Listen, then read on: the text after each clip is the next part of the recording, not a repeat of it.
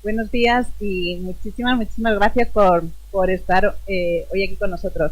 Esto del micro es que pienso que no me vais a oír, sino que es que vamos a grabar la conferencia de Unicentro porque tenemos unos suscriptores a nuestro canal de conferencias y como antes comentaba, son muy fieles y les gusta luego poder ver todas estas conferencias que aquí tenemos.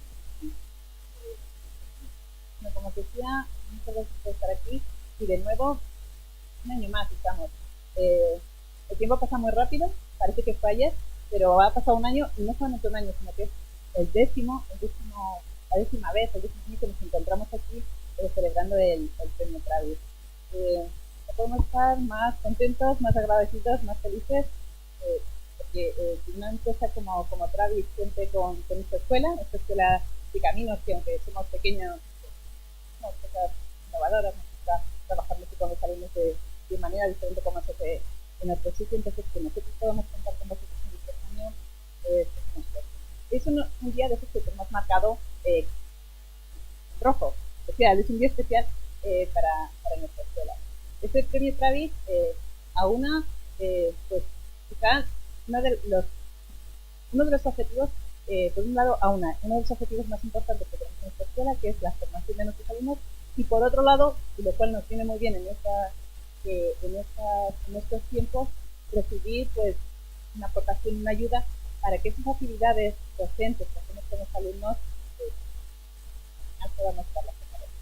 ¿Y por qué digo esto? Pues porque tiene Travis, que nos acompañáis año tras año, ya sabéis que por un lado consiste en una conferencia, Travis nos presente a una persona del ámbito de la ingeniería de caminos que nos hace una charla muy interesante, que es una de las cosas que más nos gusta hacer con los alumnos. Nosotros estamos convencidos de que en las aulas se aprende, pero fuera de las aulas también se aprende mucho.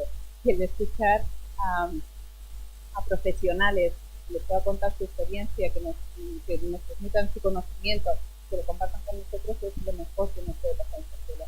Y por otro lado, pues bueno, la aportación que nos hace y nos ayuda estos cosas a poder sacar a los alumnos fuera de las aulas y darles muchas gracias y cedo la palabra a Juan Antonio, que es el encargado este año de presentar al conferenciante que nos ha traído.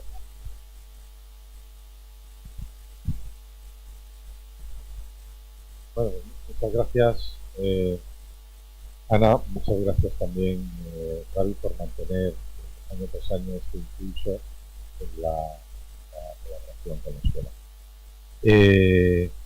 Como viene siendo tradicional, pues y hoy en especial, pues a mí me complace poder presentar a nuestro conferenciante, porque verdaderamente es una persona ilustre dentro de la ingeniería de caminos en nuestro país, en España.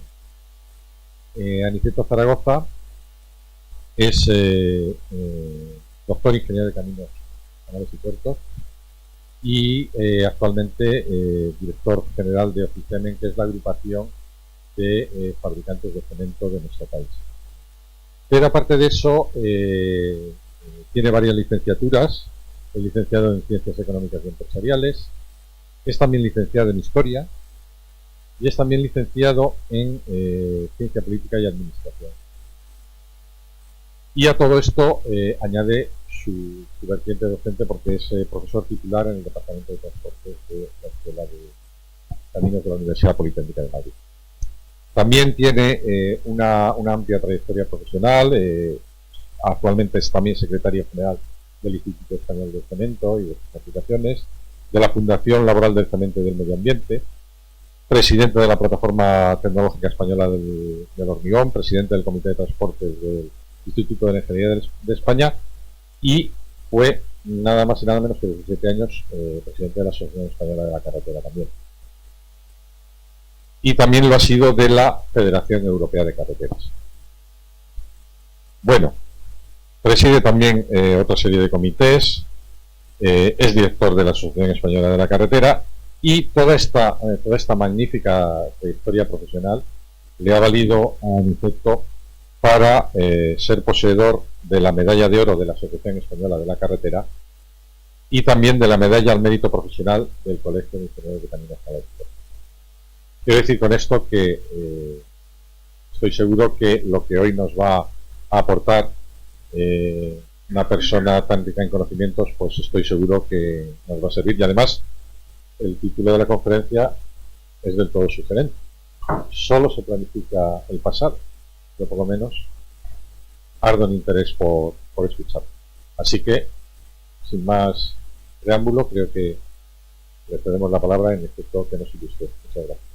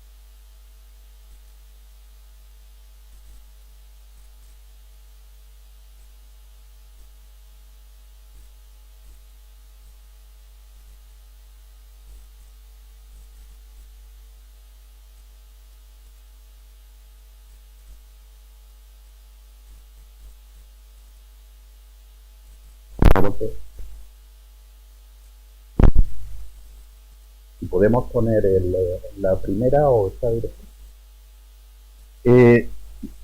Comentábamos hace unos minutos que estábamos tomando un café. ¿Y por qué del título? Yo espero que el título de la charla haya creado una cierta expectación, pero realmente el objetivo profundo no era crear esa expectación, sino que simplemente no sabía de qué iba a hablar. Yo dije que me hice ingeniero de caminos, canales y puertos cuando hice un repaso de las posibles ingenierías que parecía ya decidido a cursar, y dije, caminos, canales y puertos. Muy bien, no tengo que tomar decisiones, lo puedo dejar para después. Y fue la razón por la que me hice ingeniero de caminos, canales y puertos. Pues con un título como este, lo que estaba diciendo es, abrimos posibilidades. Abrimos posibilidades precisamente para ser diletantes, para reflexión. Y ese concepto de la reflexión, de que seamos un poco conscientes de lo que se nos avecina, que llegamos exclusivamente a otear, a vislumbrar de una manera sutil, porque desde luego precisiones no vamos a tener ninguna, es de lo que vamos a dedicar este rato. Alguno me diré si es que vamos a hablar de puertos, y quizás vamos a hablar unos minutos de puertos. Pero no, la primera reflexión que quiero haceros es que pensemos, esto vamos a ver dos fotografías de Google Maps del puerto de Rotterdam. Y lo que veis aquí son dos terminales de contenedores, nada especialmente original.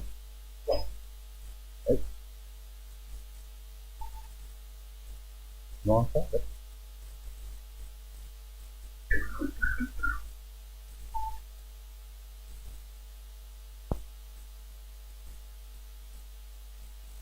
A ver si ya... Ahí se ve, perdón. Estas son la misma terminal. La primera estaba llena de contenedores, la segunda los contenedores se han ido. ¿Notáis algo ahí? Aquí estamos viendo precisamente que solamente se planifica el pasado. Estas terminales de contenedores fueron las primeras terminales de contenedores del mundo donde se introdujo conducción autónoma, en el año 1982. Esto significa que esas terminales han sufrido ya un tráfico elevado y cuando se diseñaron y conceptualizaron, nadie tuvo en cuenta qué podía significar la conducción autónoma sobre, en este caso, los pavimentos de nuestra terminal. La terminal que tenemos a la izquierda es una terminal en conducción tradicional. Significa que un señor coge su toro, carga y descarga y mueve los contenedores hasta llevarlos al barco y aproximarlos a las grúas. Y en el segundo, el que tenemos a la derecha, es lo que ocurre cuando este movimiento es un movimiento autónomo. ¿Podéis ver la rodera? Se pueden ver desde Google Maps. Cuando estamos hablando de vehículos autónomos, entre otras muchas cosas que luego veremos, estamos pensando que la respuesta es la respuesta de un ordenador. La diferencia que tenemos en la rodada normalmente es del entorno de 3 milímetros. Van sobre raíles, escritos también escritos. Todo lo que hemos aprendido sobre pavimentos queda obsoleto, no vale. Solo planificamos el pasado. Y por eso digo que esta visión del pasado es lo que nos va a permitir ser creativos. En tanto en cuanto seamos capaces de vislumbrar qué va a exigir el futuro, probablemente podemos ser los primeros en buscar esa solución. Claro, ¿por qué digo que solo se planifica el pasado? Los ingleses son más ricos en su jerga y ellos utilizan el término implementación o implantación, incluso el deployment. ¿Y qué significa? Nosotros llamamos planificación a la catalización, a la cristalización de una necesidad en un momento determinado.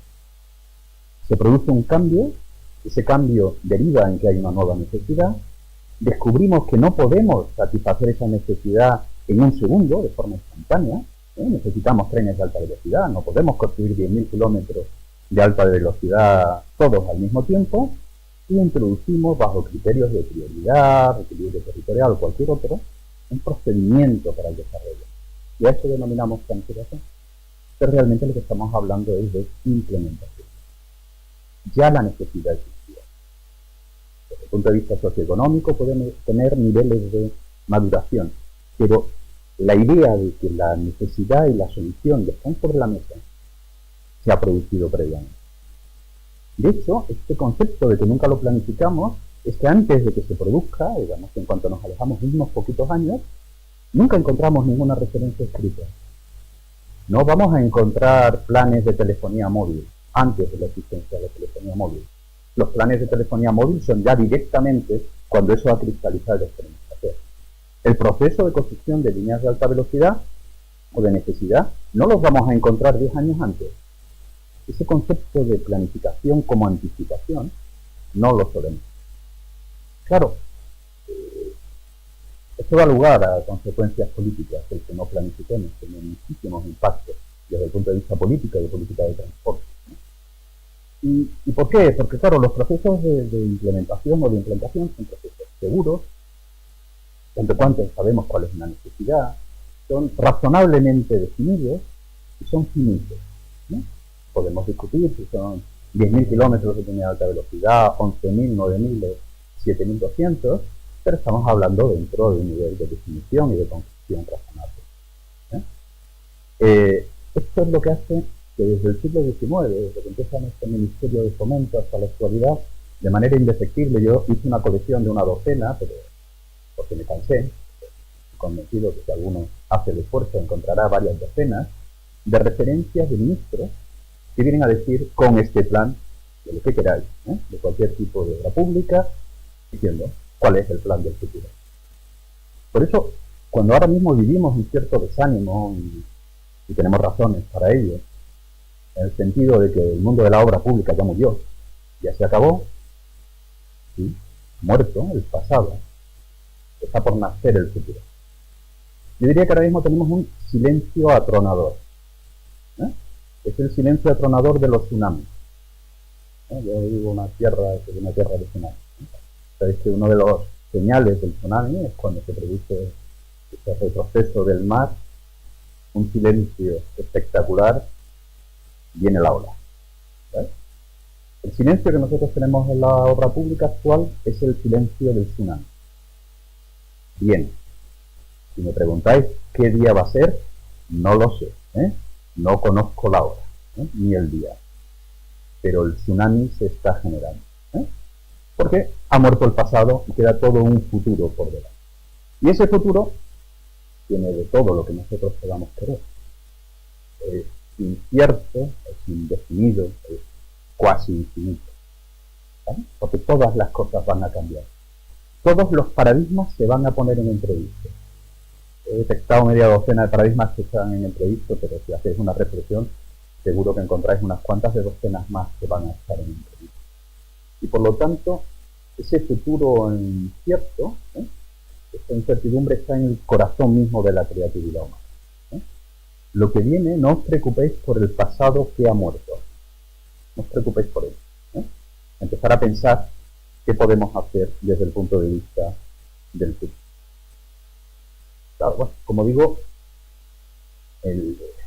los nuevos paradigmas que vamos a tener, y que comentaré algunos, pues al final hay una mezcla de miedo, de angustia, de incertidumbre, ¿no? Están cambiando todo, ¿no? ¿Dónde quiero yo en ese nuevo mundo? ¿Dónde quedan mis conocimientos? ¿Dónde queda mi empresa? ¿Dónde queda mi industria en el nuevo mundo? Y esto, como digo, genera una enorme angustia, pero al mismo tiempo que genera una enorme angustia, lo que nos tiene que dar es la posibilidad de que vamos a enfrentarnos a nuevos productos. No hablo de productos como materiales, aunque podría hacerlo como material de construcción, sino nuevos productos de servicio a la sociedad. Estamos a punto de esa nueva generación. Claro, alguien me podría preguntar, pero ¿cómo? Los ingleses dirían cuáles son los drivers, o cuáles son las fuerzas. Mirad, hicimos un cierto trabajo de prognosis, ¿no? Tecnológica, etc. Y llegamos a algunas conclusiones. Las primeras cuestiones es, los grandes cambios no van a venir por un cambio en la tecnología, no van a venir por un cambio en la sociedad, no van a venir por un cambio desde el punto de vista medioambiental, no va a venir por un cambio desde el punto de vista económico. Cualquier análisis fragmentario que hagamos nos llevará a una conclusión errónea. Los cambios van a venir por la conjugación de todo. Cómo se mezclan las tecnologías con las personas. ¿Por qué en tan poco tiempo hemos considerado que mandar una foto es una obligación?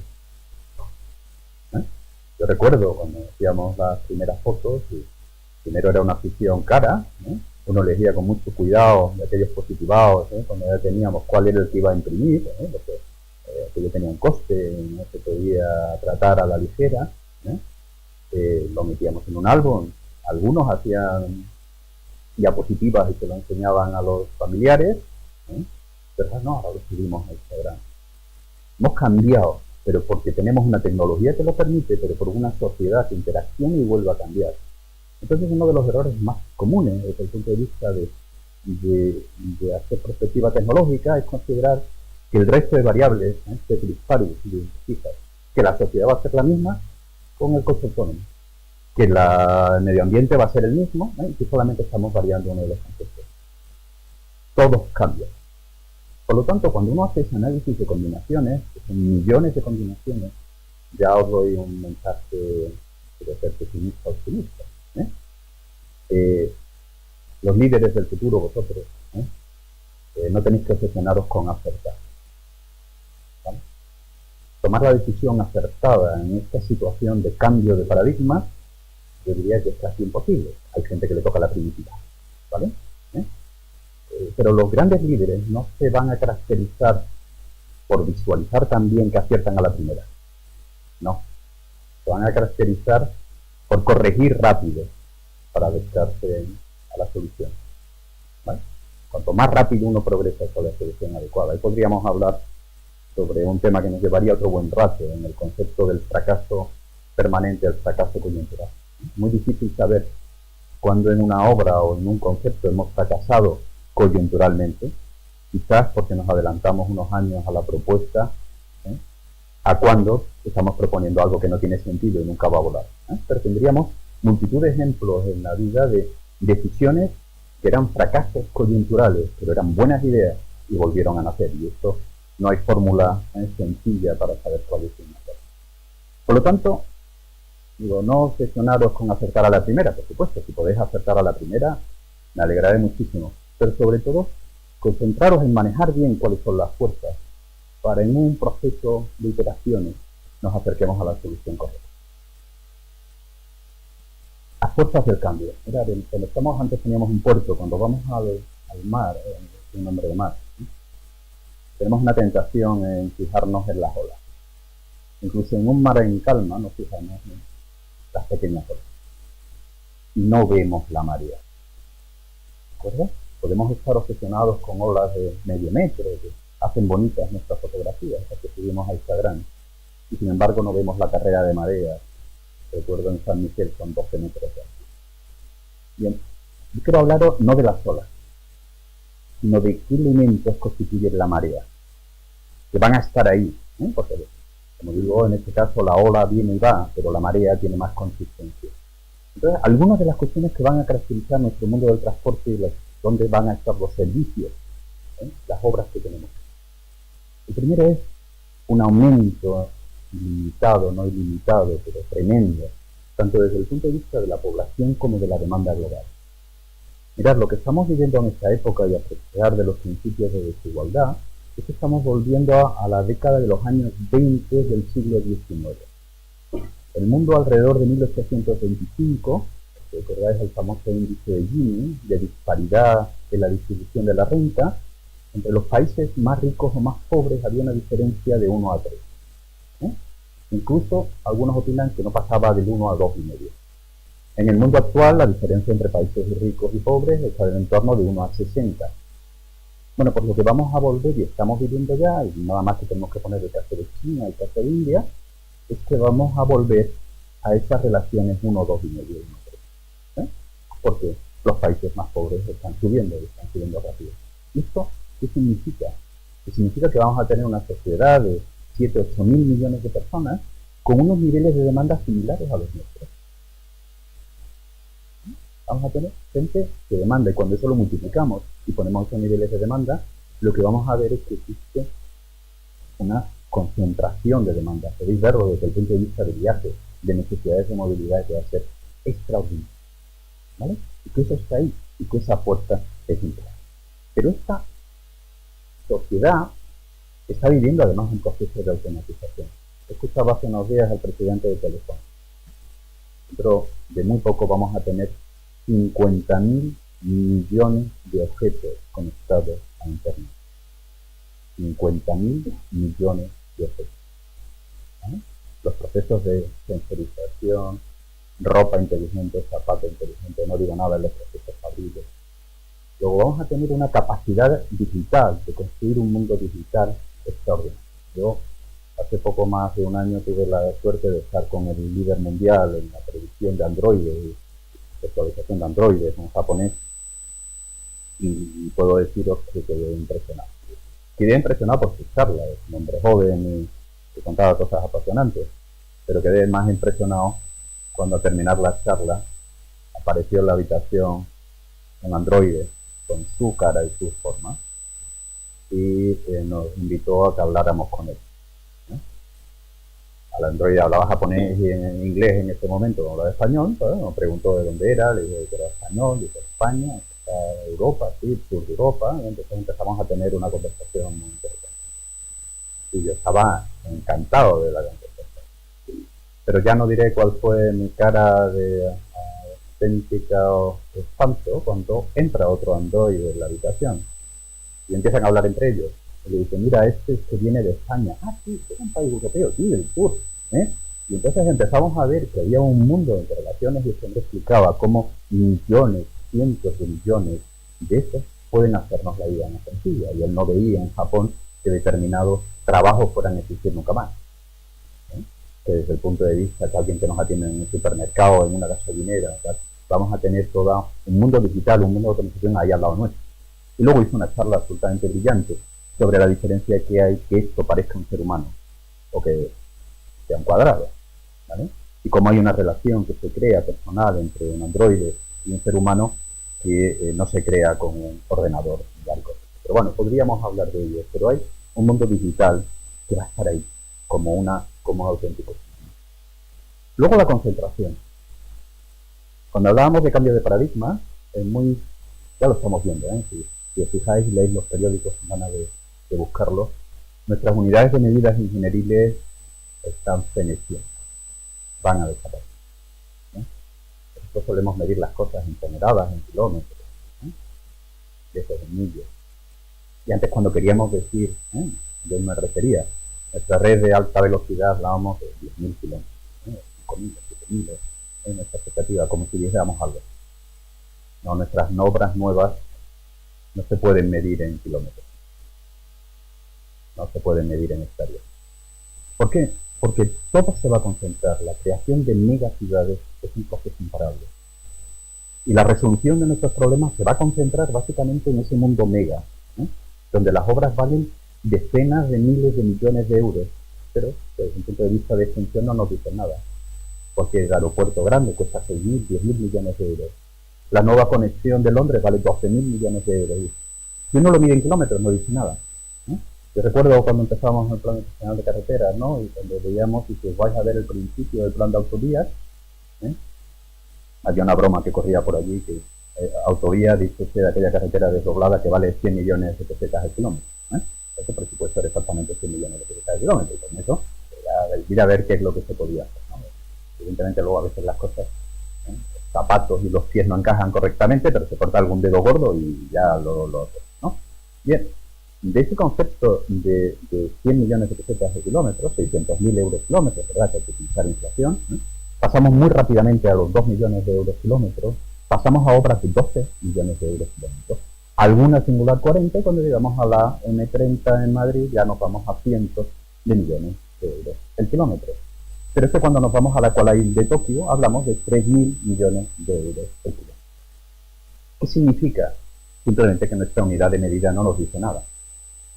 Pues lo que vamos a ver en el proceso de concentración es que nuestra nueva obra pública tiene un concepto puntual, teniendo puntual aquella teoría del punto gordo, que es donde se cruzan dos paralelas, es decir, puntual, no sé lo que es, pero desde luego las unidades habituales no van a tener, porque ese mundo es un mundo especialmente concentrado.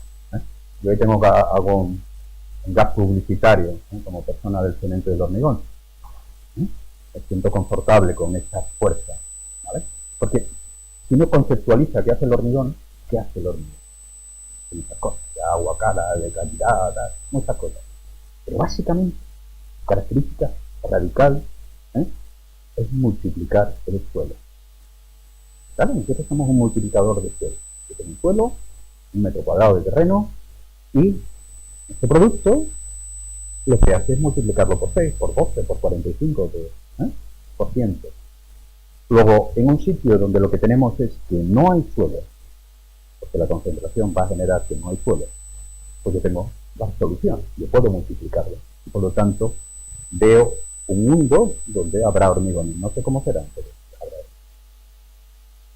Otro elemento imparable, sobre todo cuando nos vamos a ir al mundo de la movilidad, es electrificación y verde.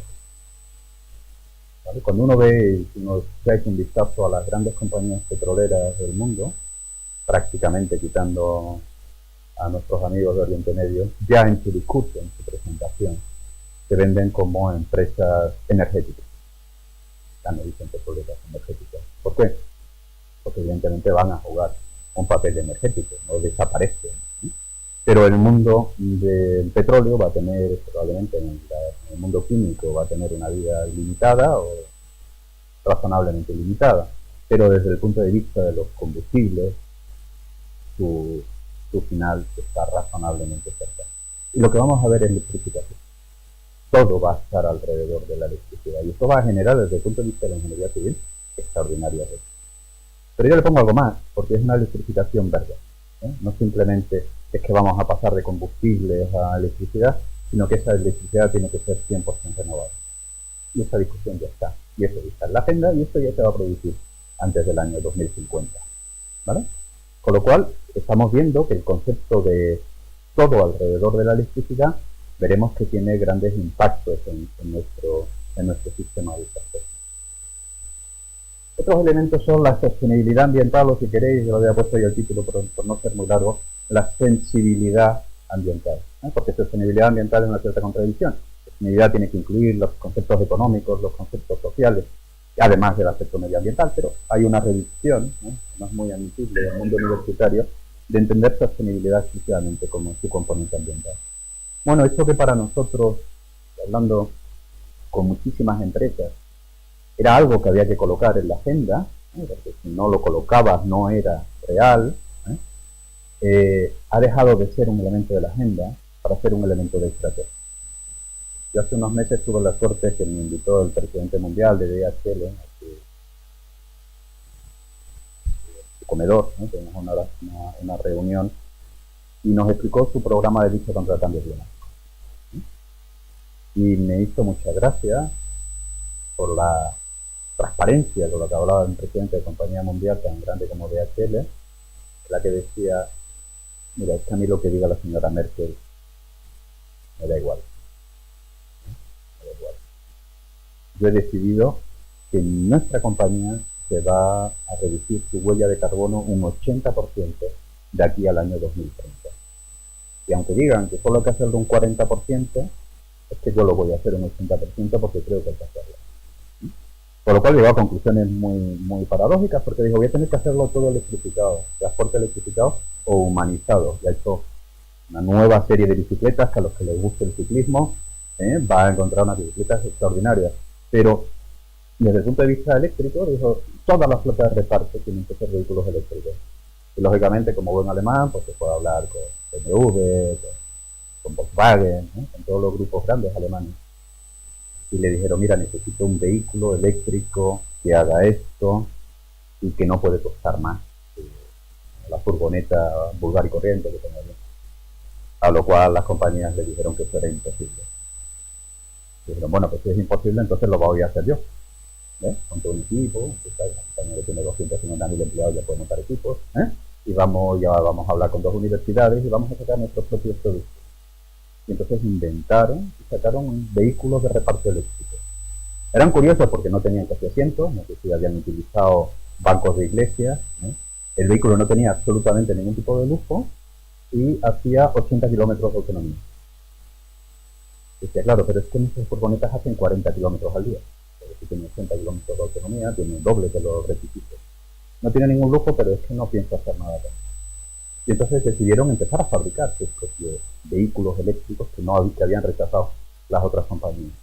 Bueno, ahora se dedican a vender esos vehículos a compañías de distribución, porque cumplen exactamente con eso. Este concepto de principio medioambiental, que antes era algo que tenías que poner por cumplir, se convierte en un elemento directriz de las estrategias de las empresas.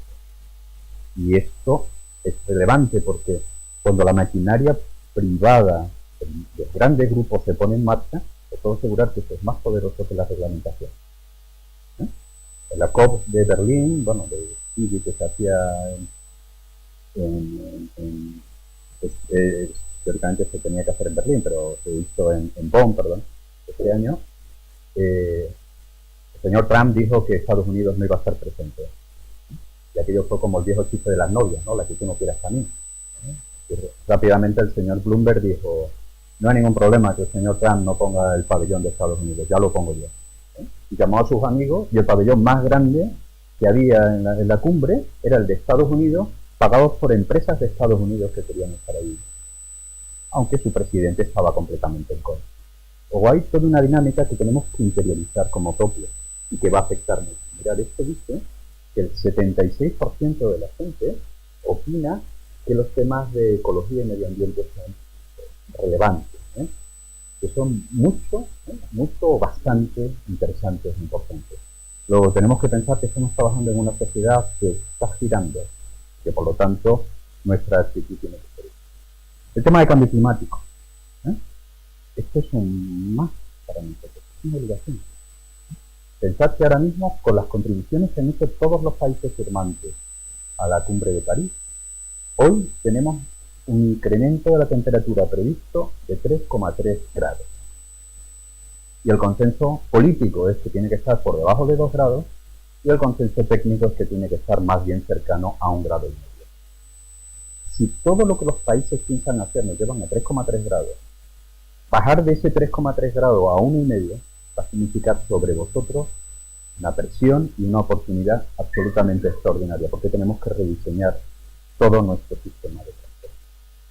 El otro es el tema de la globalización. ¿En qué sentido? Que os decía antes, esta humanidad que crece y se globaliza en las relaciones, y hablábamos de hijos que están trabajando en cualquier parte del globo, es que los grandes cambios se nos producen en las distancias largas. ¿Vale? El proceso de globalización no es que vayamos a vender más a Francia o Francia más a nosotros, que ya lo tenemos, que nuestra relación con Filipinas varía, nuestra relación con Corea varía. Todo eso crea una presión sobre el mundo global de interrelaciones extraordinario, lo cual también es una oportunidad única.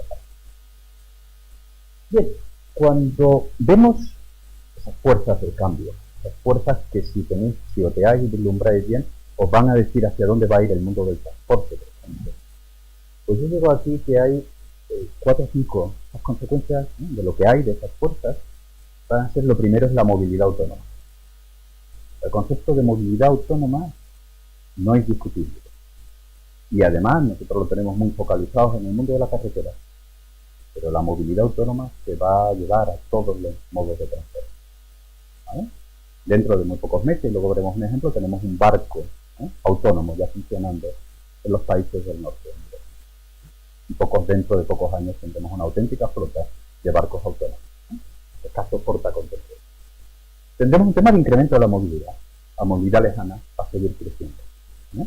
¿Por qué? Porque cuando ponéis la curva de aprendizaje del coste, ¿no?, yo muchas veces cuento en clase que cuando nosotros decimos que tenemos un coche de 80 caballos o de 100 caballos o de 150 caballos en la puerta, le digo, piense, como alumno, en que en el siglo XIX, ¿cómo tenéis que ser de rico, de millonario, para mantener 150 caballos? ¿Cuáles eran tus caballerizas? ¿Cuál era tu servicio? ¿Cómo tenías que ser de rico para tener 150 caballos? Ahora tienes 150 caballos aparcados ahí. El coste de transporte se ha destrozado y sigue destrozando. Ya tenemos vuelos directos Londres-Nueva Zelanda. Costes ridículos. Ya puedes saltar el salto por el charco por 500 euros si los compras bien y de vuelta. Esa demanda de eficacia va a seguir incrementando. El suelo. Veremos CAP, limitaciones al suelo. Nosotros vivimos, además en este caso, en una comunidad autónoma grande, con poca población. Pensamos que el suelo tiene un coste irrelevante. Lo que vamos a ver es que el suelo se va a convertir en un tema limitante. No vamos a poder utilizar el suelo como queramos. Veo un mundo donde los metros cuadrados o los porcentajes dedicados a infraestructuras de transporte estén limitadas, donde tengamos que comprar el derecho de una infraestructura amortizada para poder construir una nueva. ¿Vale? Filosofía, porque el suelo se convierte en un valor estratégico. Evidentemente, ya lo vivimos en ciertas regiones, cuando estamos en una isla, cuando estamos en los países densamente poblados, como puede ser Holanda, como puede ser Bélgica. Pero esa corriente al final acaba inspirando una filosofía que afectará al conjunto del mundo. Y por otro lado, y desde el punto de vista de cuestiones que no hemos hecho, de cálculo, nuestras construcciones tienen que ser resilientes al tema del cambio climático, porque el cambio climático ya se va a producir.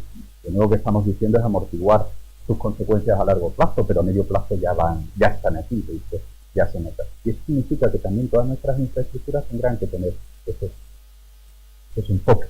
Cuando vemos que la altura de ola en los puertos de España, en el norte de España, año a año supera la anterior, es muy fácil llegar a la conclusión que las alturas de diseño se han quedado todas anticuadas. ¿Vale? Pero eso que lo hacemos con la altura de ola, podéis hacerlo con las avenidas, con los ríos que tenemos, con cualquier elemento, con nuestros sistemas de drenaje, que ya son suficientes. Probablemente nos llevaremos el susto de que todo lo que hemos construido, mucho lo que hemos construido ha quedado ya del lado de la inseguridad. Vamos a poner 3 ejemplos. No sé ni cuánto tiempo llevo hablando ya, pero me callo, podéis tirarme cosas no muy duras, yo me callo. Vamos a poner 3 ejemplos, uno un poquito más detallado y el otro es lo otro. Voy a poner ejemplo de la carretera. Cuando metemos todas esas fuerzas, y vuelvo a la imagen que teníamos al principio, nos daremos cuenta de una primera consecuencia. Los vehículos autónomos no van a circular por nuestras carreteras. Lo repito. Los vehículos autónomos no van a circular por nuestras carreteras. Los vehículos autónomos van a circular por una nueva carretera. ¿De acuerdo? ¿Y por qué no pueden circular por nuestras carreteras?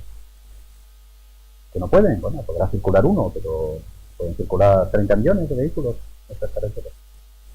Pues hay toda una serie de razones, que no voy a alargarme, pero sí voy a simplemente indicar. La primera es por la redistribución de cargas.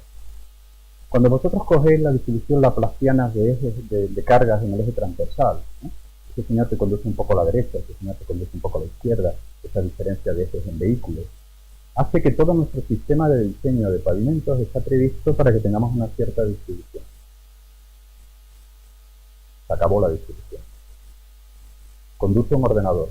Como suele ocurrir con las commodities, ¿no?, con esos elementos que son indiferentes, el programa de circulación en muy poco tiempo seguirá exactamente el mismo. O quizás haya un par de programas de conducción que sean introducidos y manejados por todos los fabricantes de vehículos, ¿no?, como ocurre con los microondas, por ejemplo, ¿no?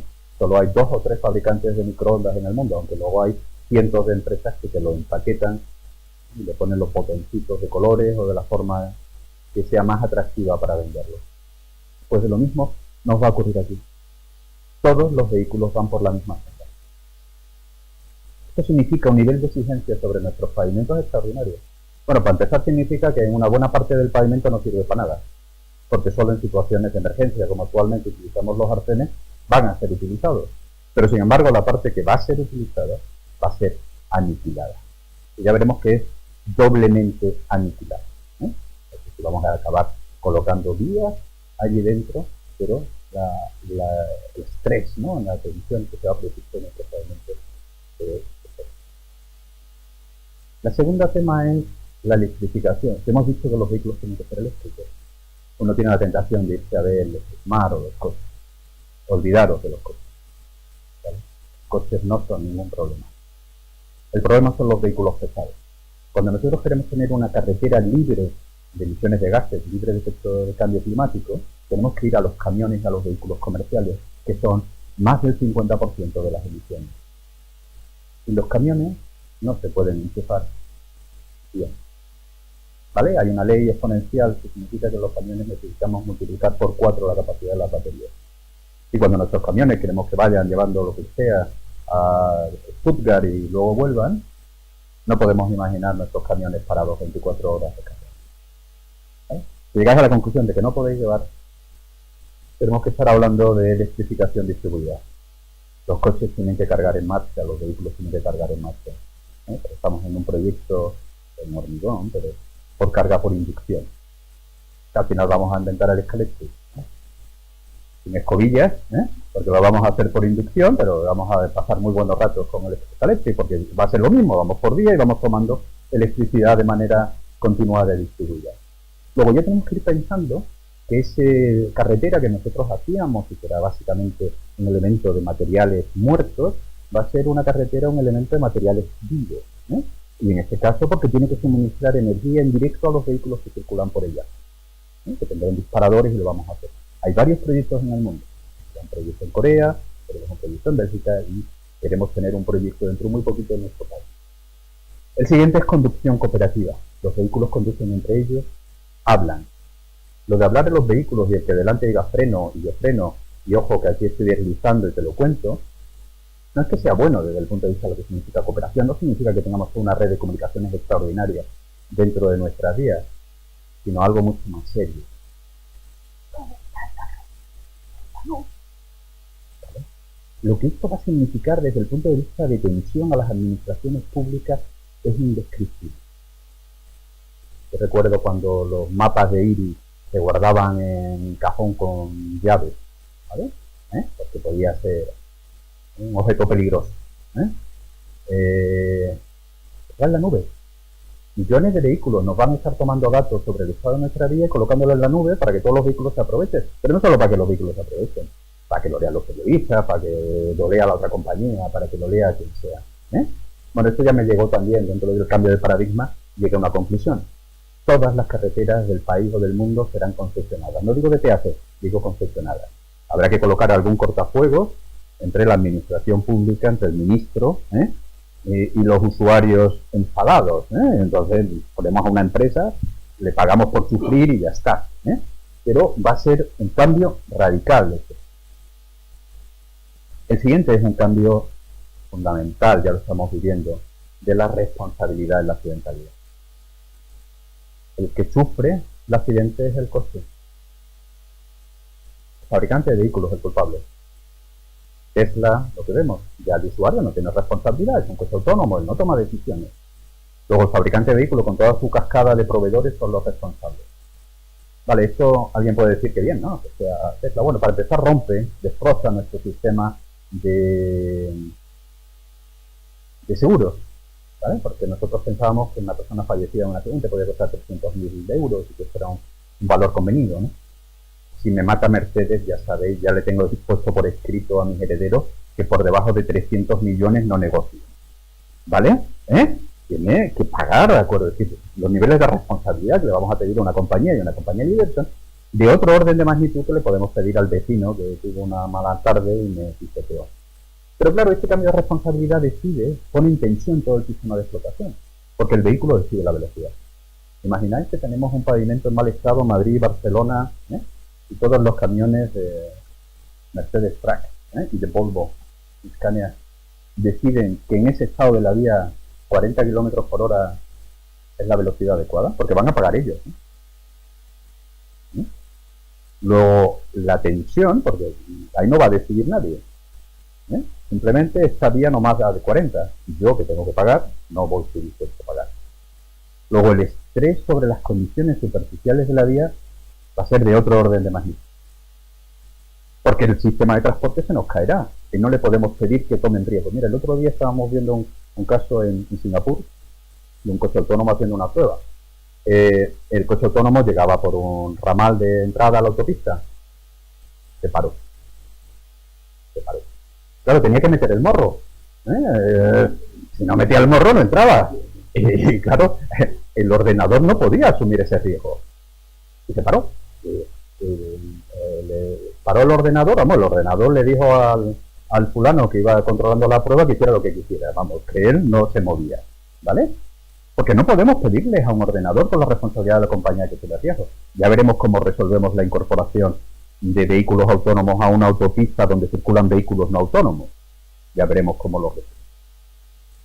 El tema de la disminución de huella no le voy a dar importancia desde el punto de vista solamente de algo, ¿no? Cogeros la sección transversal de una vía. Arcenes, anchos de carril. ¿Para qué? Pero si el vehículo va sobre carriles. ¿Puedo sacar 3 vías descalcibles de donde tengo 2? Con una gestión distinta. Luego, la presión que voy a tener en el terreno la puedo ganar en competitividad. Porque voy a tener una manera de diseñarlo.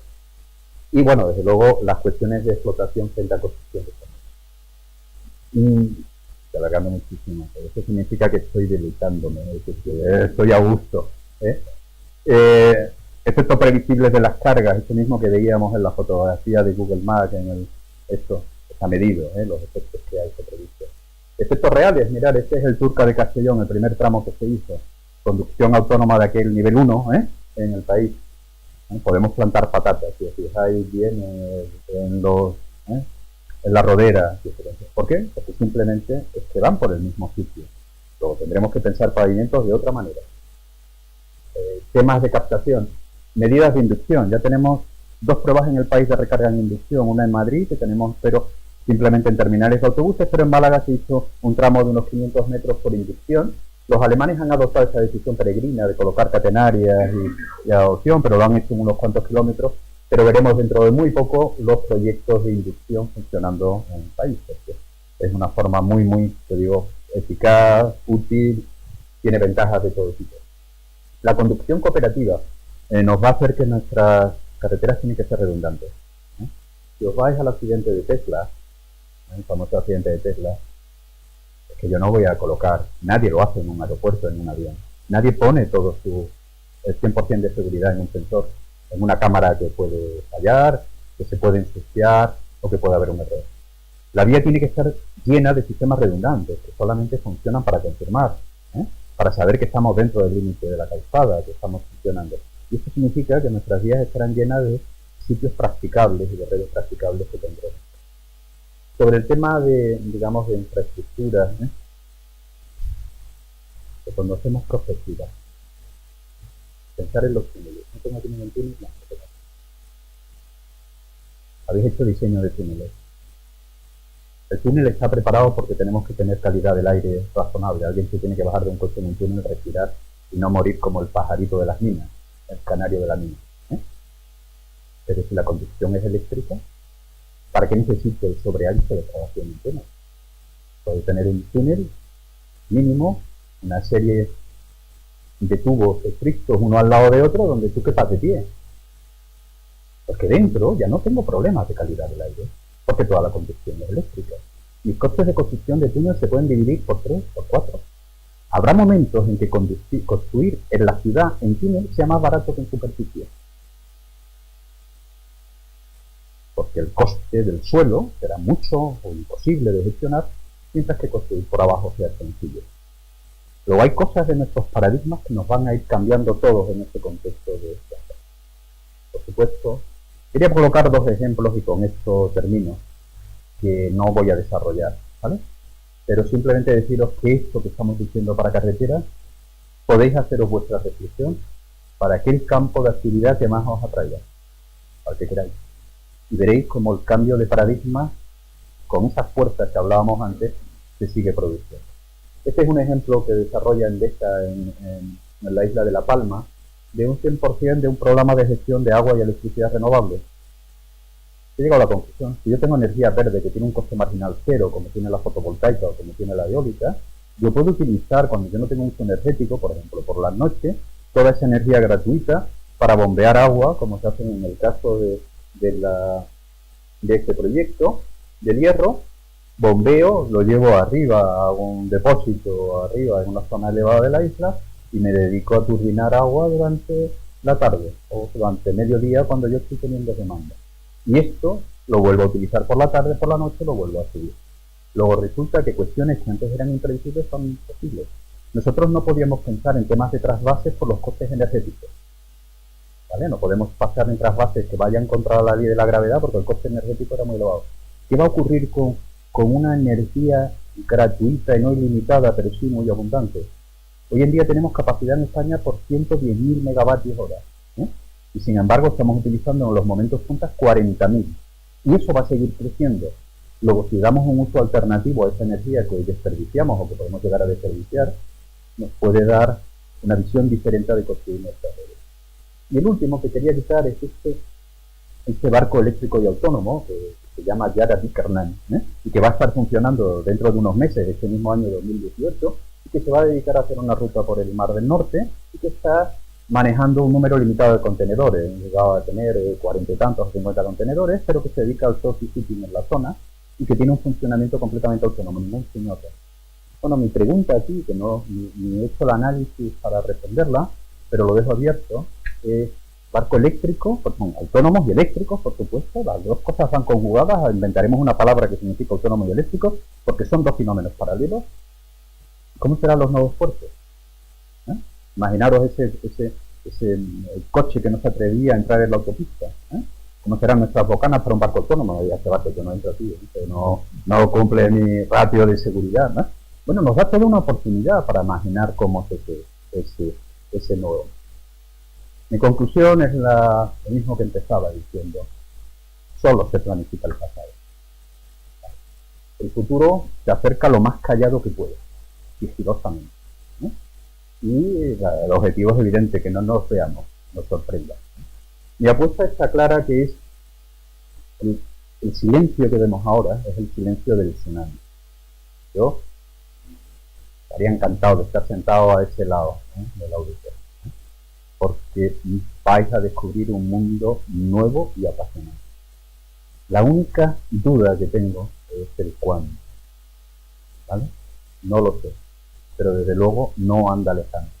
A mí me dijo una vez un responsable de carreteras, no hace muchos días, dice: los vehículos autónomos en España funcionarán si nosotros queremos, lo decía por parte de la administración pública. Digo, creo que no te has enterado de nada, No, es como la gente dice que recuerdo un amigo cuando se empezó el tema del IVA, que fue a dar un curso al norte del país, y dijo: no, esto del IVA está muy bien, pero yo creo que nosotros no. Pues esto va a ser lo mismo, Las fuerzas del cambio están ahí, son imparables. El cambio es la única cosa que es realmente inmutable, según Schopenhauer, y yo creo que llegar. Bueno, lo que decía aquí es cuando empezamos a diseñarlo. No he hecho reflexiones sobre la obsolescencia tecnológica, estamos muy preocupados por las cosas que mueren porque ya no tienen más, pero aquí lo que vamos a ver es un terror que dicen los economistas. muchas de nuestras infraestructuras quedarán obsoletas, ¿eh? Y tendremos que reconstruir o construir un mundo entero. Bueno, disculpad por que me haya alargado y muchas gracias por vuestra atención.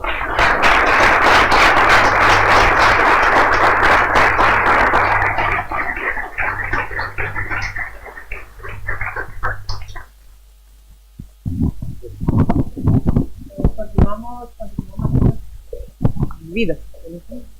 Muchas gracias, Aniceto, por esta charla que yo creo que nos ha servido para, sobre todo a los estudiantes, pero que sí para motivarles y para ver el futuro que nos espera y que ellos van a ser además actores importantes en esa transformación, pues que vean, como decía Aniceto, cómo se va acercando sigilosamente y tomen cuenta de ello. Bueno, seguimos con el acto con Jorge. Jorge es el director general de Travis y nos va a dar mis palabras, ¿vale?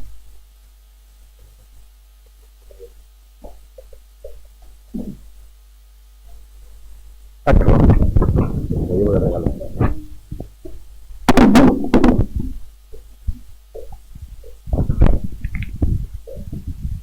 En el bolsillo.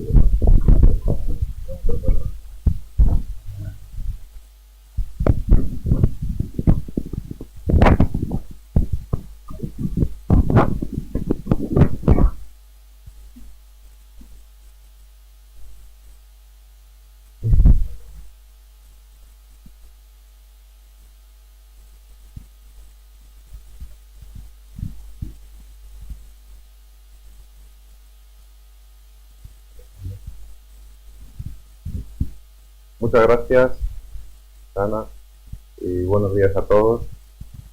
Aunque casi todos nos conocéis, os voy a presentar a Travis, la empresa patrocinadora de este premio. En primer lugar, decir que pertenecemos a un grupo europeo grande, llamado Eurovía, que cuelga a su vez del grupo Vinci y que trabaja en más de 100 países repartidos por todo el mundo.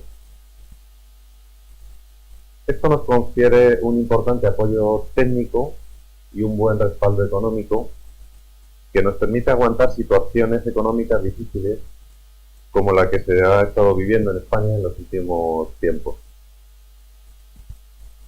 En cualquier caso, Travis es una empresa modesta que está dedicada principalmente a la construcción y conservación de carreteras y que realiza su actividad principal en la región centro de España, especialmente en las comunidades de Madrid, Castilla-La Mancha y Extremadura.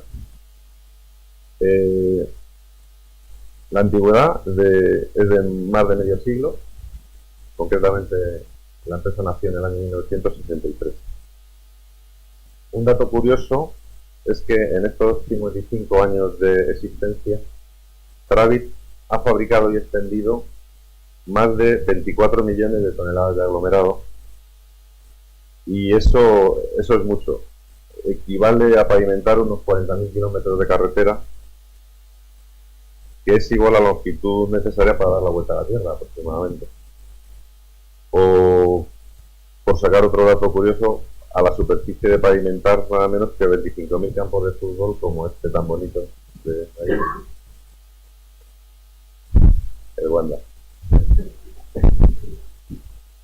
En la actualidad, después de estos 10 años de crisis, todavía trabajamos en una empresa entre 80 y 100 personas, según la época del año, y facturamos unos 18 millones de euros. Para ello, disponemos de 3 plantas de fabricación de aglomerado en caliente, 2 de ellas situadas en lugares fijos, en Madrid y Ciudad Real, y una de ellas móvil para obras grandes, alejadas de las ubicaciones anteriores. Además, tenemos un parque de maquinaria importante y específico dedicado a la carretera, como son las tendedoras de aglomerado, los compactadores, las presadoras de asfalto, las máquinas de slurry, las recicladoras, etc. Todas estas máquinas están muy relacionadas con el mundo de la conservación de carreteras, que es el futuro de nuestro sector. Pues en los países desarrollados llega un momento en que es tan importante conservar lo que se tiene como construir cosas nuevas. En este contexto,